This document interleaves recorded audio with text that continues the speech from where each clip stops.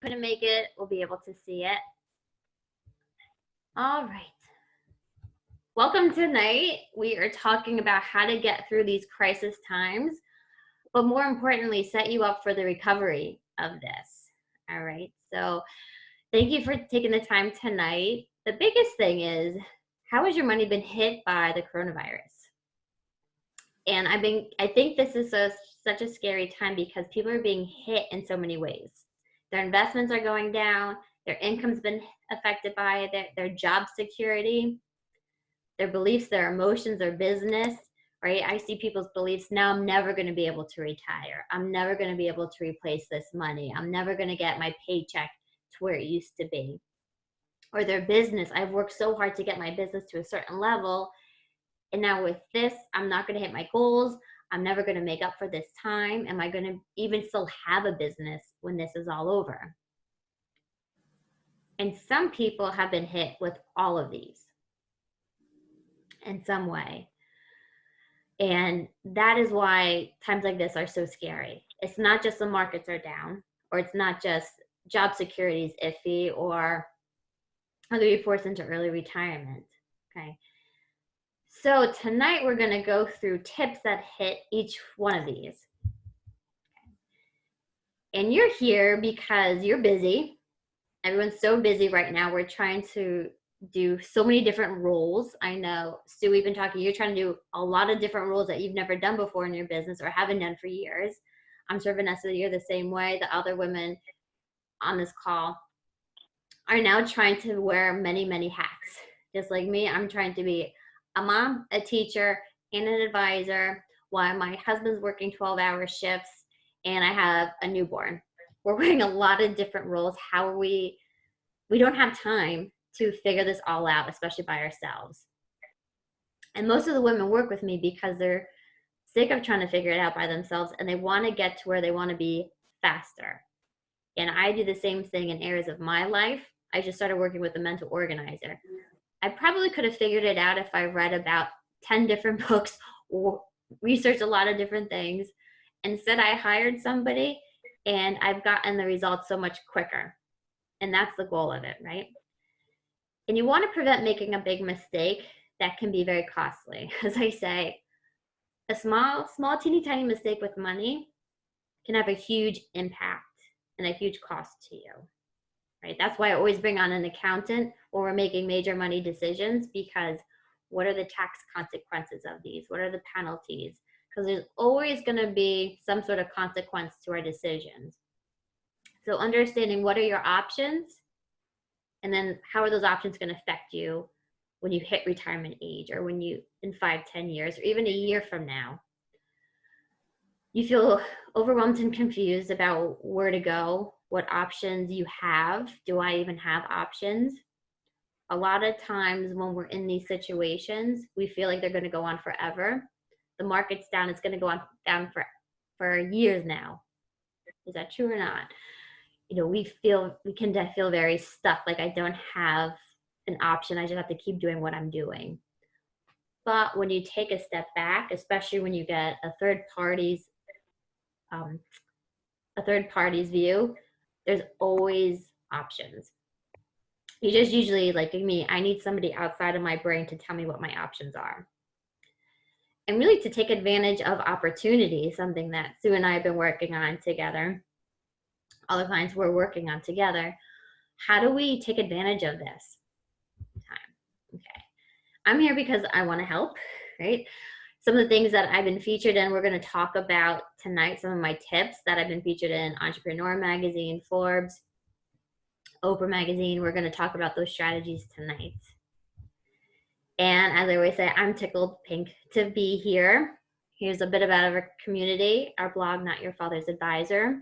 Pink Fix Productions puts together all of our events, and also our books, Strong Woman, Stronger Assets and Time to Refine, and our Strong Retirement Club. Okay. So what are you thinking now? Most people think now is not the time to do anything with their money. Right? I'm going to wait this out. I hear that from some of you. I'm going to wait this out, and then I'm going to connect with you in a few months, in a year, once I get back to where I was. But now is the most crucial time to take action. Like we said in the previous slide, there are so many opportunities out there right now. And it's also to make sure that you recover quicker, right? If you take action, you're going to recover quicker. I want to share with you, before we dive into all this, my first memory of money. And this actually came to light over the few weeks. We just moved into a new office in my town. And I was thinking, like, why did I get into this field? It's been 10 years already. It's been 10 years. What made me interested in this? I grew up around in the finance industry. My father was an advisor. I grew up in it, but I kept coming back to this one memory when I was probably around 10 years old. And I had this little tin. It was a red tin and it had a merry-go around it.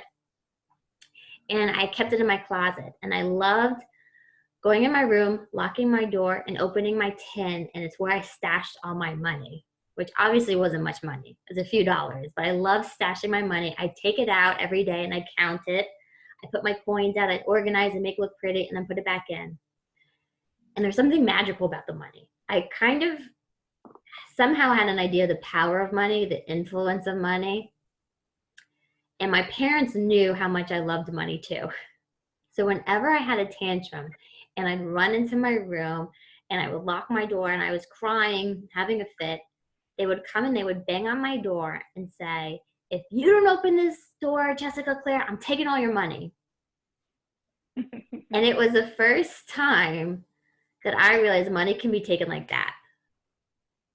Within a moment, your money can be gone. And it worked. It worked like a charm every time I would open my door. But I think I've been thinking about that moment more and more now because this is what's happening to people. Their money's being taken, their businesses, their homes, their paychecks, their investments have been taken so quickly. And it makes you think you have no control over it.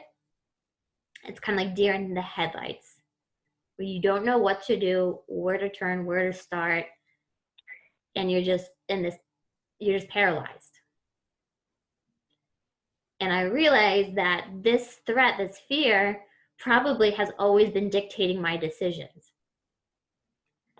So I want you to think about for a minute your first memory of money. Go all the way back. And I've heard it was a tooth fairy. You found money under your pillow with the tooth fairy. Maybe your parents arguing over money, or maybe it was your mom sitting at the table writing out the bills, or getting money from grandparents for a holiday or your birthday. What was the first memory of money? And what were the emotions around it? Was it a good memory of money? Was it something bad? Because this memory lives way down in our subconscious, and we don't realize how much it really is playing out in our day-to-day lives. Does everybody have their memory? Yes. Anybody want to share it? Yeah, it's Vanessa. Mine is similar in a way to yours. I have pictures, and I guess I can share them. One is really funny. I'll send it to you, Jessica. Okay. But I guess I'm about maybe 5, and I'm in every picture as a child. I'm holding a purse. In fact, to this day, I go out with a purse everywhere I go. Mm-hmm.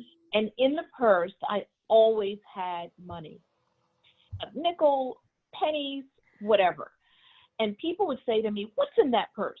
Why are you always holding a purse?" I said, "It's my money in my purse." And it's the same kind of thing. I always felt that it was a certain sense, even to this day, of independence.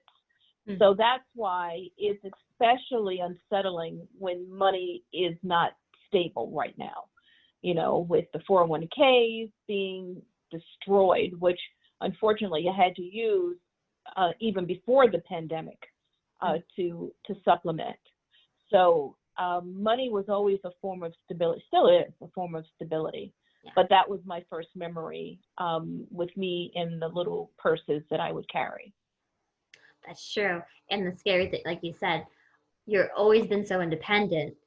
The scary thought is becoming dependent running out of money, the money being taken from you, or having to use it before you're ready to use it and stuff. So, yeah, that is a fear. And so many times these fears shape our behaviors in which direction we go. And a lot of times we don't even realize it. So, knowing that, that's really funny because my daughter has a purse and she has her money and she always has me open up her wallet and she has a fake credit card and fake money. And sometimes if I brush her hair, she'll give me money and stuff, but she always grabs her purse and her computer and her phone. It's like, I'm going to the office, mom, to work at the money store. So that's what I picture when you said that, Vanessa. Thank you. Money is security and a form of independence for people.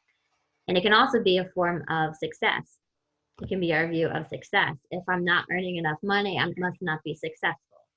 Or if my income changes, I'm not at that same level of success, which really hurts people right now when their income is affected by things out of their control. Okay. So tonight we're going to go through my money tips. I was part of a Zoom call with over 100 attorneys throughout the United States, and there were me and three other money experts on the call. And we kind of put together this awesome set of tips that we're going to go into tonight. But really, we're going to focus on how to find breathing room in your cash flow, how to grow your business during slow times, grow and protect your wealth, and really how to protect your sanity and plan during these times. Right? We all need a sanity check. I'm sure everyone's had some form of meltdown during this time. My daughter had one today. Okay, this is your day to melt down. But really, how do we find stability with our money in different ways, whether it's the emotional stability, the income stability, the investment stability, all those ways. Okay. Now, if you guys haven't checked out our Pink Fix Summit, I would go there now because there are a lot of other goodies and resources, about over $3,000 worth. We have 4 different professionals on it, and we actually are adding more videos to the summit with an estate attorney. I'm interviewing my mom for Mother's Day. A few other ones, but right now we have an accountant. We have an interior decorator who teaches you how to feng shui to bring more money into your life, a mortgage woman, and also Gail, who is a mental organizer. So all ways to help you during these crisis times and to, like I've always said, recover quicker. Okay. So before we get into the tips, what I do with every event is a brain dump. So right now, I'm going to give you all a minute, and you're going to write down your emotions around money right now. Okay? So go ahead, take a minute, write down any feelings you have around money, any emotions.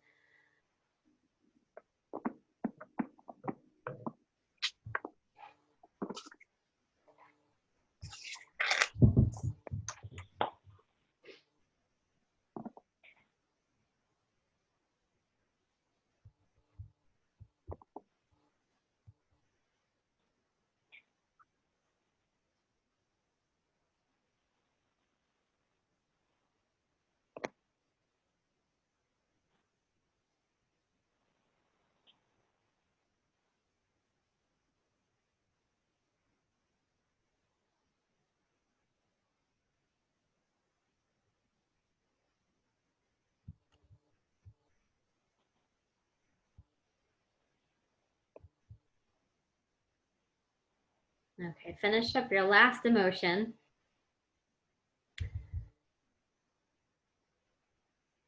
All right, so I did this exercise the other day, and it wasn't just about money, it was just life in general right now. And these are the emotions that I wrote: anxious, peaceful, tense, relaxed, nervous, grateful. And underneath, I just wrote out of sorts.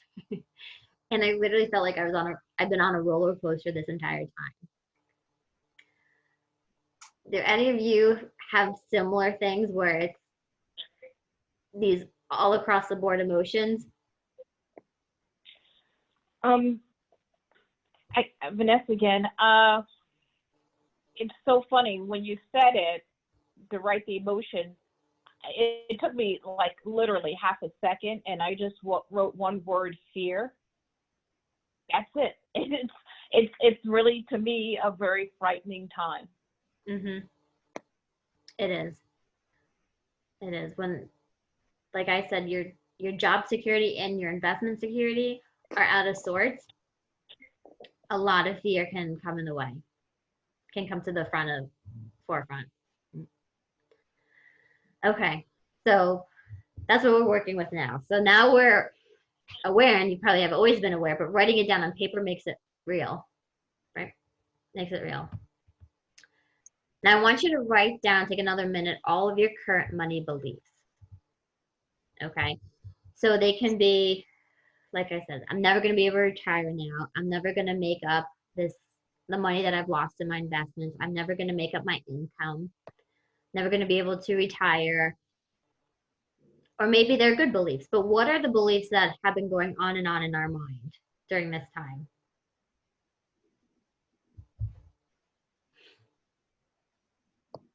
It could just be, this will never end. We're never going to get out of this. When will we get out of this? I know for women in business, a lot of them have been saying, I'm never going to hit my goals now. Right? I had a plan. I had these goals. And now I don't know what I'm going to do.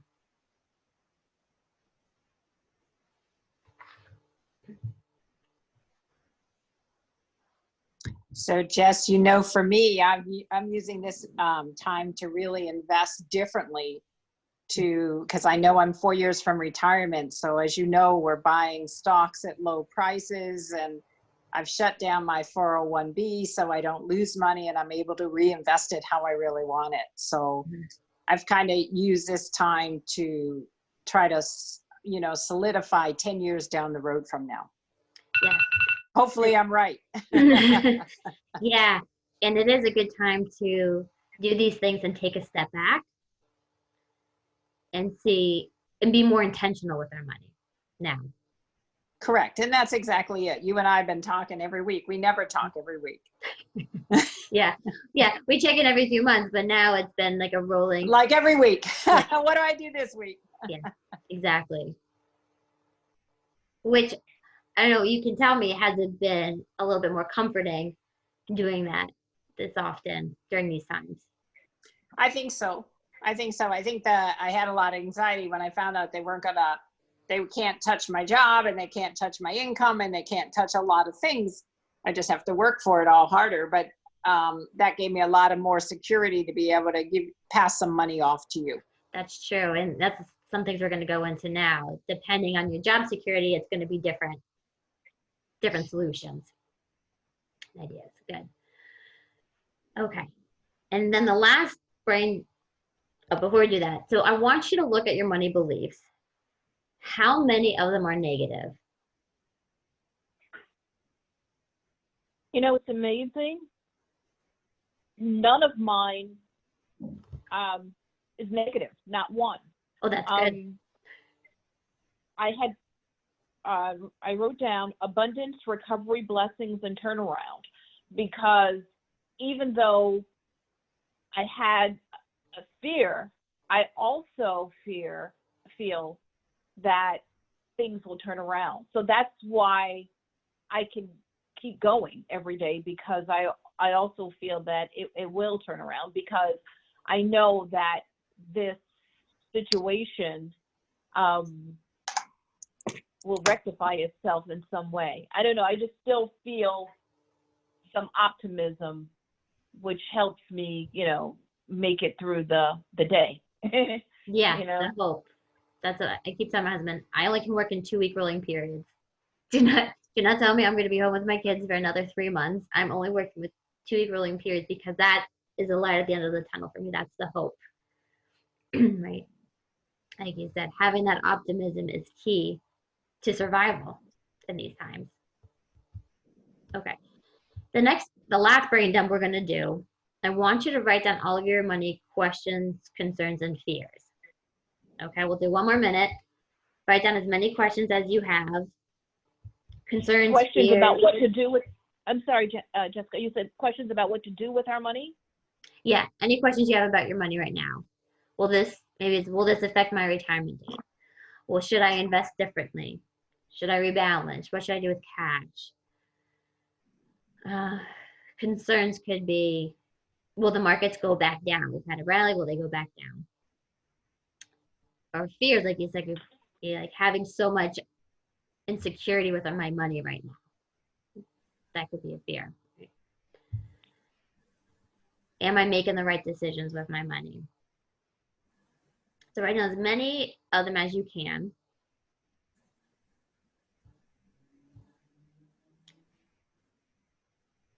And once you get them out, I want you to organize them into categories. So I started doing this basically for two different reasons. One was I read a book by Dr. Caroline Leaf who talked about journaling and brain dumping. It helps reduce the risks of Alzheimer's down the road. Right? It clears out your mind. It helps you get more into the subconscious, and you really can create new pathways in your brain. The other reason is my mental organizer, Gail, who is actually tomorrow, she's going to be on our Pink Fix Summit. So you can check her out. But she talks about brain dumps. We need to declutter our mind. We need to get everything out on paper to really make room for more creativity and more productivity, and really to live a lot more intentionally.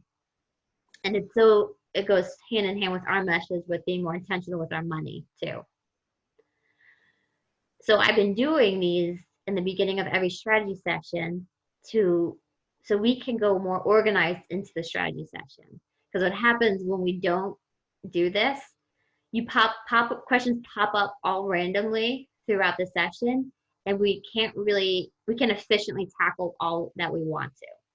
So it helps the flow a lot better, and make sure we do address all of your questions, and you get a journal, and we go, whenever you think of a question, you write it down. And then when we do meet, you have all your questions ready to go. And then we organize them into these categories. And I did these categories because I actually organized the tips into these categories. So it will help you get even more out of this call just by knowing what are your questions around your capsule, what are your concerns or your fears, and which one of the tips are going to hit it. Okay, everyone ready to dive in? All right, so our first tip in the first few are going to be around cash flow. So this is for people whose income, their paychecks, their job security is iffy right now.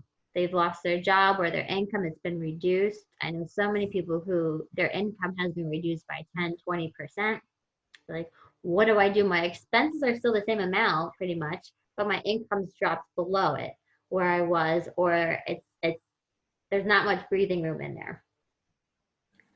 So I say keep as much cash on hand as you can. So I'm like, Sue, we're talking about you have some job security. We have cash to invest. How do we invest it? For other people who don't have that job security, don't invest right now. There's bargains. There's going to be bargains for a while still. Keep more cash on hand. Wait to spend any money on large projects. Push off the big expenses and really refinance the debt if you can. That's why we had one of our mortgage women on our summit talking about, is it good to refinance? Can I refinance? Because they've also gotten very strict with mortgages again. Like after the financial crisis, the same thing's happening now. But really looking at your year of expenses. Which things can you push off? Which things can you refinance? And really be more conscious of the timing of spending things. I'll give you an example. I have one woman, she did our program. She was actually in our first program, which was like our Money Empire program, and she was overspending by about $2,000 a month. So we got her to breaking even just by tracking her money and being more intentional when she spends her money. And one example is she got her hair done, she got a massage, she had a few other large expenses like that all in 1 month. I said, you need to separate these a little bit and spread them out throughout the month instead of having one really expensive month and then you're playing catch up the rest of the year to that really expensive month. So it's always about the timing of it. Okay. We usually view time as working against us, but it is always working for us. I strongly believe in this. When I look back on different things that was trying to rush to get done and some reason it got put on hold or hesitated, it worked out so much better in the end. So there's a reason we're having this pause right now with the shutdown, and we need to understand how is this going to actually work for me instead of against me. Okay, so understanding what your options are. Now, the most important part of tip number 1 falls with tip number 2 is to track. So if you are pushing off big expenses or lowering your liabilities to the minimum payment, you need to be so conscious of tracking it so that it doesn't explode in your face down the road. It's one of the biggest things that the women in our Strong Retirement Club and Money Empire program is we do the accountability check-ins with our income and expenses every month. So you can see it will pushing this expense off more hurt me in the long run, will not even affect me. How is this really going? What are the consequences of this? So tracking your income and your expenses, and this is really important even for women coming up to retirement. The more accurate we are with our expenses and understanding which expenses are going to change, the more accurate we're going to be with our retirement planning, with our projections to see, do I have enough money to retire?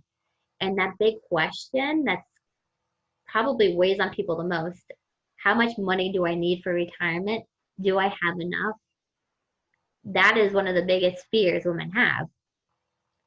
So the more accurate we are into that projection and that number, the more comfortable you're going to feel, the more confident you're going to feel, secure and stable, right? All those emotions we want with money. So tracking it every month really helps you understand, how am I spending my money? How much my life costs me? And where's my income right now? And how much, is there a gap? How much extra income do I need to close that gap? And where am I gonna, then you can start realizing, what options do I have to fill that gap in? Where can I start adding supplemental income, whether it's investments, rental income, a side hustle, these different things.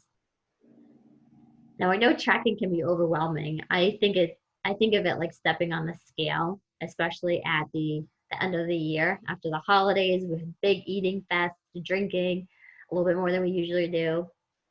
And you step on the scale and it's really scary and really overwhelming.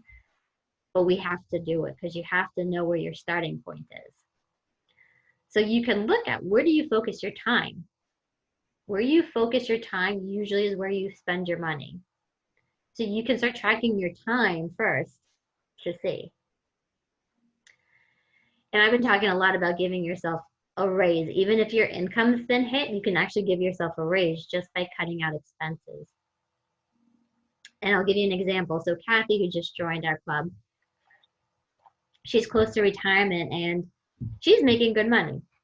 But what happens when we start to earn more and more money in our career, we get very comfortable with our lifestyle, which means we start to spend more.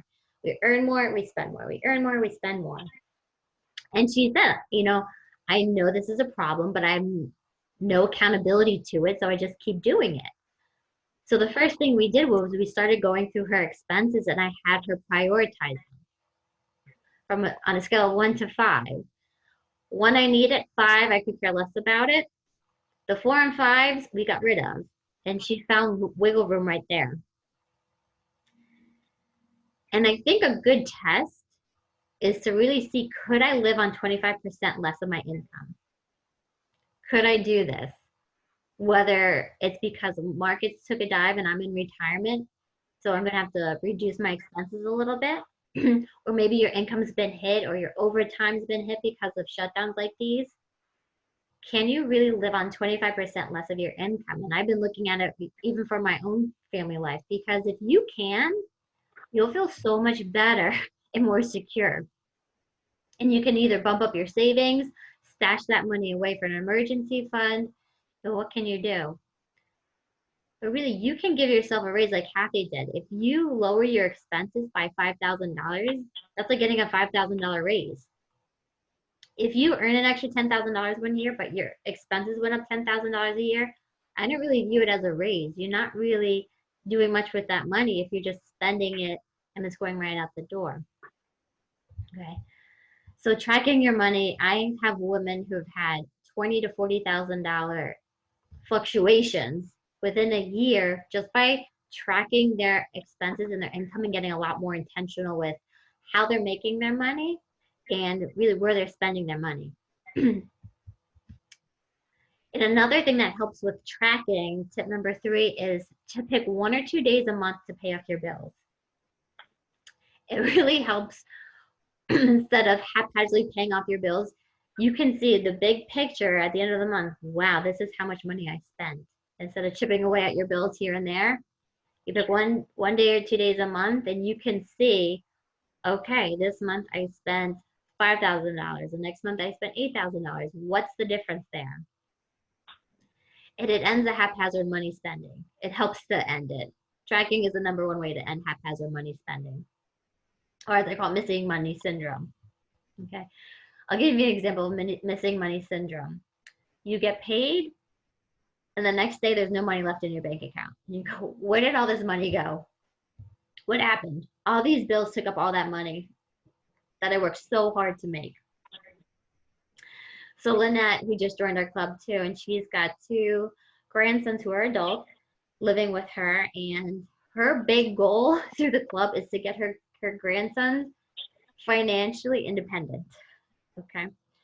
Now, Lynette and her boys, they all have the same money habits. They get paid and all that money goes into one bank account. And I said, you have missing money syndrome because all of a sudden that money's gone. They don't know where it went. It just went with bills and expenses. And I had her start to separate her money into what I call my stable money saver, which we'll go into in a little bit. But the first step, we just had her separate her bank account into 2. One for fixed expenses, one for miscellaneous. And she's teaching her grandsons to do the same thing. They all went to the bank. They all set up the 2 bank accounts together. So her fixed expenses take care of her bills, her utilities. This is very helpful for retirement too. The miscellaneous is kind of that fun money bucket. So at least mentally, you know, I have enough money for my fixed expenses. This is what I have left to work with. And if it's low, then that month you don't go to get your hair done or the massage or go on a shopping spree on that vacation. If it's higher, okay, now what am I going to best do with this money? So it helps with the mental accounting to separate it. Instead of always worrying what time bills are going to come into the account, get hit, and then you're worrying about overdrafts and having enough money, separating it gives you so much peace of mind. And our boys are doing the same exact thing. And it really is the first step to find that breathing room in your budget. Now we're going to go into some business tips. Even though you guys aren't, oh, Vanessa, you kind of are, you're a business owner, you're a hustler out there. Some of the other women are business owners, so I'm going to go into this. Business tip 4 is to negotiate. So many companies are asking, we'll keep you employed, you still get your benefits and everything, but we're going to reduce you by 10-20%. I was also on a call with a group of women business owners from here and in the UK. And we were talking about their current clients, they're struggling to keep current clients because they're paying them a fee for fitness or for coaching or some sort of thing. I said, well, maybe you lower their bills right now, their invoices. But when you do that, you have to set the expectation that at some point, and you have to have this set, whether it's in a few months, by the end of the year, by 2021, that it's going to go back up to the regular price, maybe a little bit more to help you out. You always have to set that expectation for them. Or even contractors, like I have a website woman, I have a QuickBooks woman, I have different women, and they've been saying that for some business owners, if it's really tight, they have no income coming in, but they want to keep them employed, they'll even lower their costs a little bit because they still want to have that work. Even my assistant, she doesn't do this for the money. She just does it because she loves our community. She loves what we're about, and she was a stay-at-home mom. She wants to have adult conversations again. And she goes, thank you so much for the work. I'll take anything extra because I just need this mental break from dealing with the kids and my husband. So people just want to be able to work right now. And for people, I did put a a link down for the Paycheck Protection Program for anybody who does have payroll, rent, those type of expenses to take advantage of it. This is tip 5, be innovative. How to give more value in different value and partnerships. So my Pink Fix Summit is a great example of partnerships where all the women experts, we're partnering together, we're creating something bigger than what I could just put out together, bigger than what they could just put out together. And they're giving bonuses and freebies just like I am. So the people who sign up, they get to take advantage of 5 different professionals and freebies with it. And it gets them in front of my community because I love sharing when women business owners are doing awesome things that can really help bring more value to my community and vice versa. Going online, doing things like this, and really investing in growth. I just read a book about storytelling, which was amazing. I'm reading a book now, The Kind Communicator. So I'm finding ways to be better, doing better at my job, being a better communicator with clients, with the people that I work with, even all relationships really. So that's my way to invest in growth and a little bit of free time I have during Andy's Disney movie marathons and stuff. And being present without selling. Again, my Pink Fix Summit, being able to give value without even trying to sell anything, because that you're going to be top of mind to people. I just got a call from a client and she goes, my aunt just retired and I told you you're the go-to woman for women in retirement, right?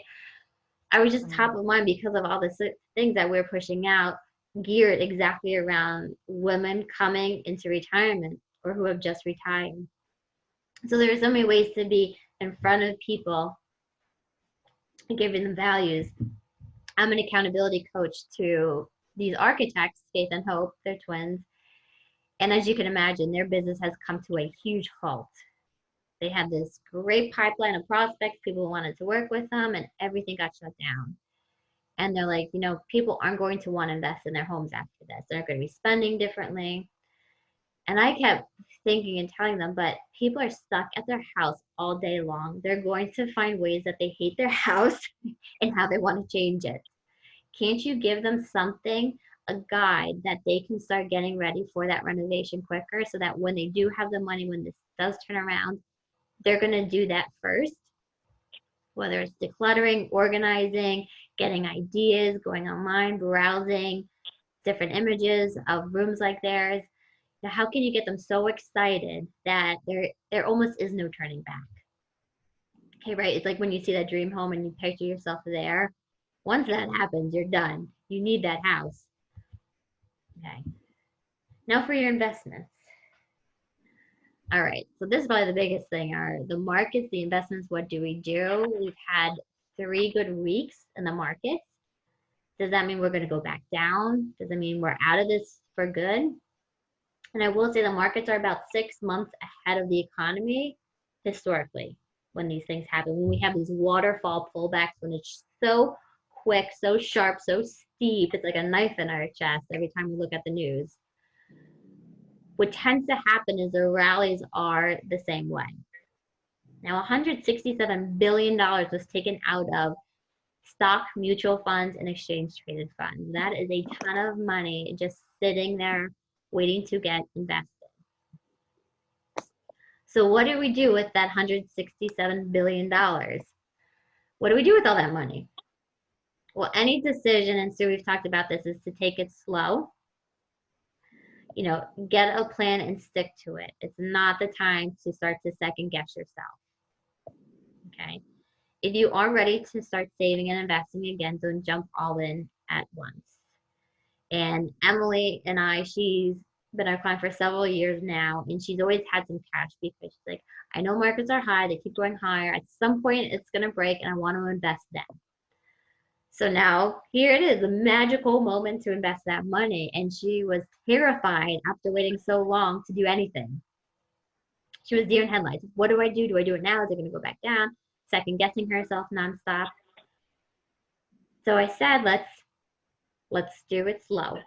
We'll do 25% at a time. When we have a rally, we have a pullback, now we'll invest. And we started to do that and implement it because it can be very scary, whether you're in the market or not in the market, trying to time it. And especially if you take money out, it's so hard to figure out, when do I put it back in? So you don't have to do it all at once. Even if you're new to starting to invest, you don't have to do it all at once. Do it slowly. It can be a beginner's market for you again. And there are always going to be good times to invest your money. So take it slow and really get a plan and stick to it. Because this is what happens when we second guess ourselves. The market's up 10%, but the average investor is up 5%. Why does this happen? Because we sell when it's low and we buy when it's high.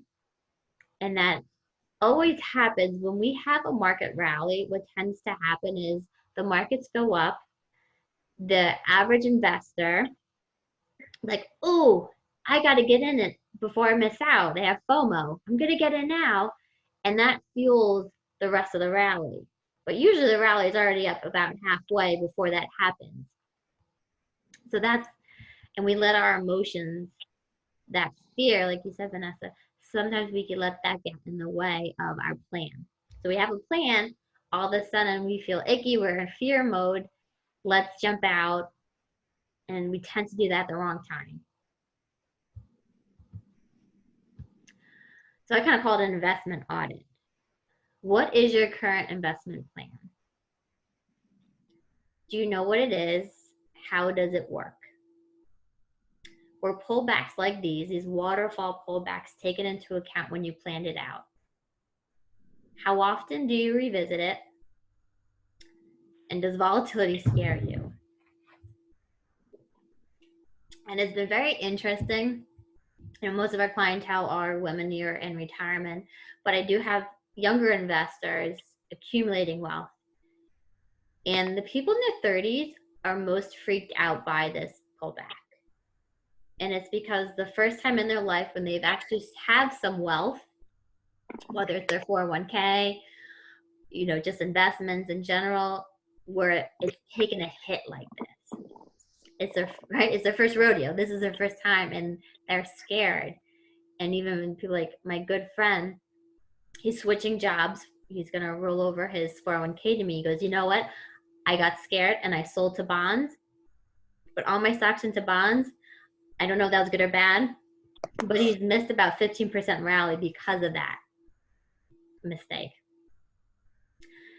So really understanding, how does volatility scare you? And you think about, oh, yeah, I can handle 2%, 10%, 20%. But as your money grows, especially as you get closer to retirement, 20% on 100,000 versus 20% on $1 million, that's a very different number. So the closer you get to retirement, I've been viewing it as every decade, you almost need to take 10% out of stocks and put them into bonds. And that's pretty in line with exactly where you want to be with a balanced, conservative balanced portfolio by the time you hit retirement age. Right? And mentally, it helps you think, okay, I just worked this 10 years, let's take 10% out and protect it. And to put it something more conservative. Because I just worked so hard for those 10 years, let's take 10% out and preserve it. Do what we can to protect it. So really understanding, how do you react to volatility, and it changes as you get closer to retirement, or it changes as I've seen, when your job security changes, the volatility changes you and it scares you differently.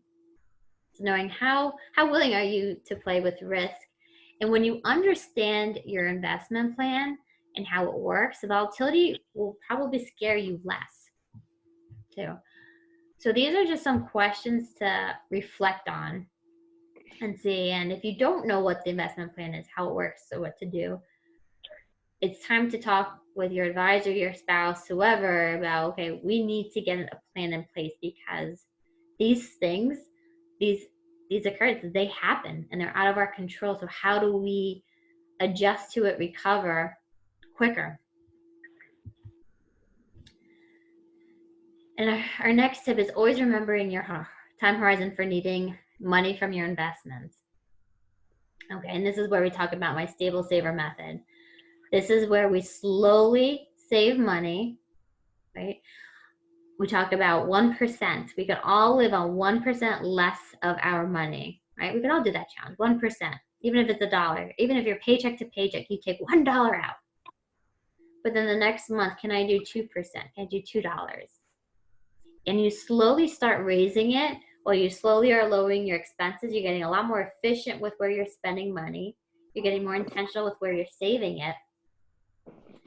And it helps, especially in times like these. Like Colleen, I got a call from my client Colleen the other day, and this has hit her so hard in so many ways. She's newly married. They just tried in vitro. So that's a lot of money. It was about $15,000. It didn't work. She goes, and it's kind of a slap in the face because you get the bill after you find out it didn't work. On top of that, her stepdaughter was in the hospital, not for coronavirus, and she's fine, but she was in the hospital. So there's a bill there.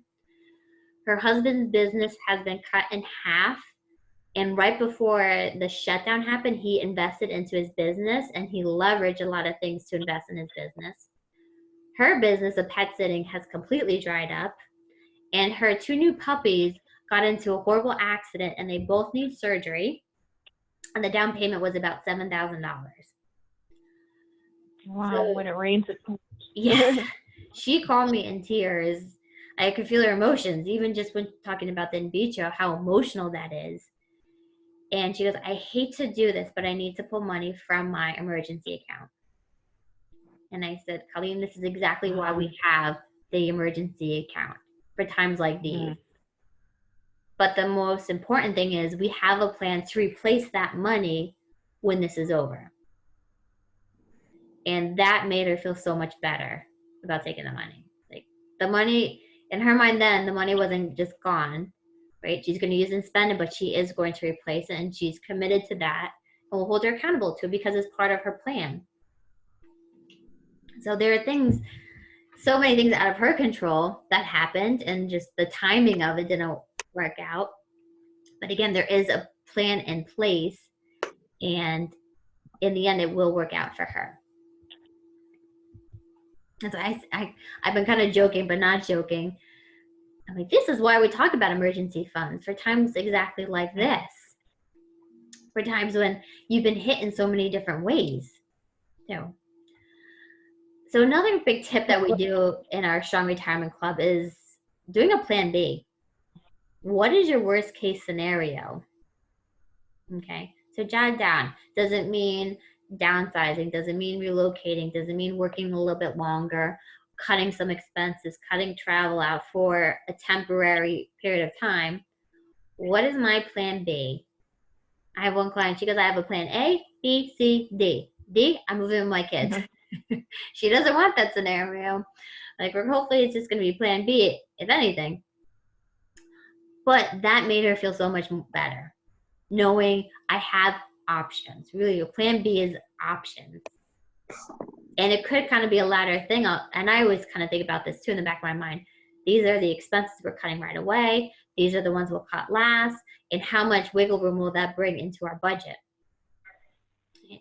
And really, one of my best friends is another financial advisor right in my area, which is kind of funny.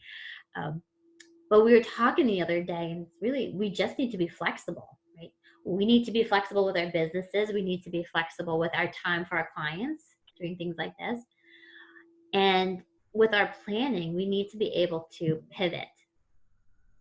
And the more intentional we are with our money, the less we're doing with our head down, the more we're doing with our head up, and saying, is this the direction I want to go in?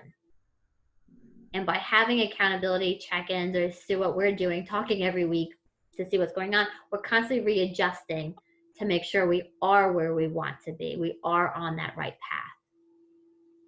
Okay. And this, excuse me, Jennifer.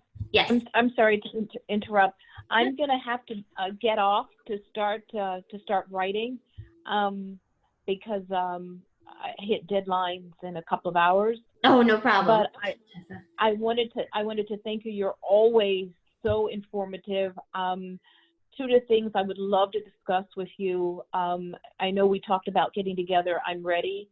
Okay. I want to refinance and then start saving again. Awesome. So that's where I am right now. But I would love to chat with you.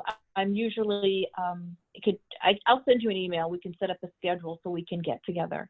Perfect. That sounds good, Vanessa. Or talk over the phone rather. Yeah. Good luck with your deadline. All right. Thank you. And good meeting you. The other lady who's on the phone too. I'm sorry I didn't remember her name. But Sue. Thank you, guys. Thank you. Sue. Thank you, Jessica. Bye. All right. So this quote is from my book, Time to Refine. Jim Rohn: if you don't design your own life, chances you'll fall into someone else's plan. And guess what they have planned for you? Not much. And my editor, when she saw this, burst out laughing, said, that's exactly my life. I haven't planned anything, and I have nothing to show for it. And she ended up joining our Money Empire program right after, because this got her thinking that, wow, I really haven't taken the time to figure out what are my goals, what do I really want out of this, and how am I going to get there? Okay. And being proactive, like so many me and my clients are doing right now. We're being very proactive right now. We're getting organized. My assistant just said, this is going to be the year of organization, right? We're going to grow this year, but we're also going to use this time to get extremely organized and streamlined. Because when we are organized and streamlined, we're so much more efficient with our money. We ended up getting more effective. We find more opportunities. So again, getting intentional with our money. And give you an example of Julia and her business income. She was in our Money Empire program this fall. She's a business owner. She's actually a doula. She runs workshops. She gets paid in a few different ways, whether it's coaching, a doula, workshops, or from this women's center that she has with her mom. So in the Money Empire program, she used it to get organized because she had streams of income coming in from everywhere, and she didn't realize the fees associated with some of them, and really the time lapse of it hitting her account too. So just by doing a few things, she started making more money, selling the exact same number of things and not charging any more money.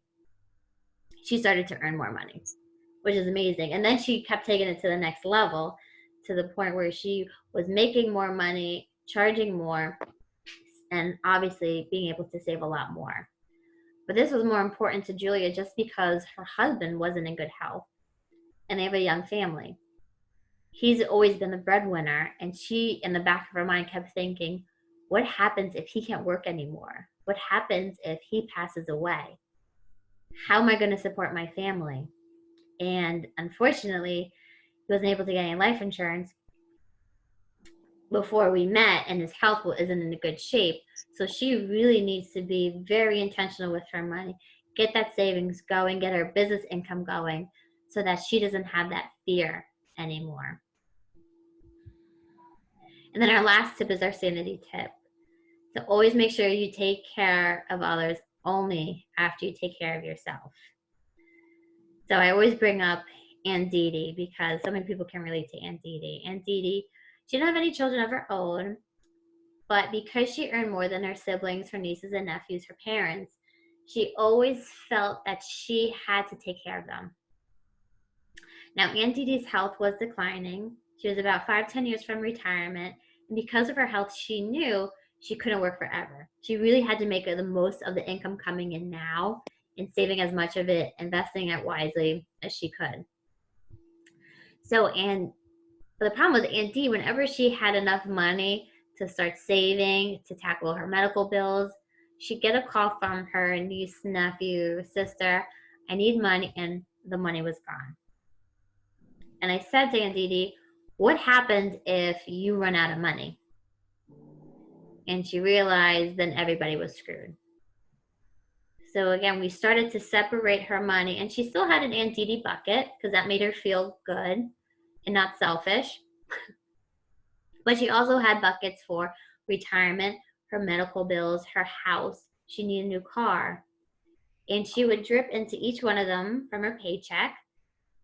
And if she got a call from one of her niece or nephews saying they needed money, if the money wasn't there, they were going to have to wait. And it taught them a valuable lesson that they can't always depend on her and they need to start being self-sufficient. And it taught her a lesson to, she can't always enable people. She needs to be able to take care of herself and still feel good about her relationship with them. And now the NDD bucket is their travel money. So she doesn't just give it to them. They go on a trip together, and then that's a win-win for everybody. And this is really important because I think the niece totaled the car about 3 times, and Aunt Didi always sent her money. And really, was that helping her at the end? No. So I love the quote, you'll be amazed at what you attract after you start believing in what you deserve. And that is so important to so many women tend to be very generous with our relationships, with our time, and always giving, and making sure that we're taken care of so that we can give for longer and even bigger ways. Okay. So Sue, I know we're talking probably tomorrow or Thursday, but for everybody else, you can get on my calendar for a discovery call. Because of the shutdown, we are waiving the price for it because I really just want to help and make sure that you have 3 takeaways from tonight that's going to grow your money, save your money, earn more money. That's my mission, and to make sure that you're able to make adjustments before it's too late with your money, really. So thank everybody for watching. I'm going to end the recording, and I'll make sure everyone guesses who couldn't be here tonight and give you the opportunity to jump on the calendar with me, jump on a call.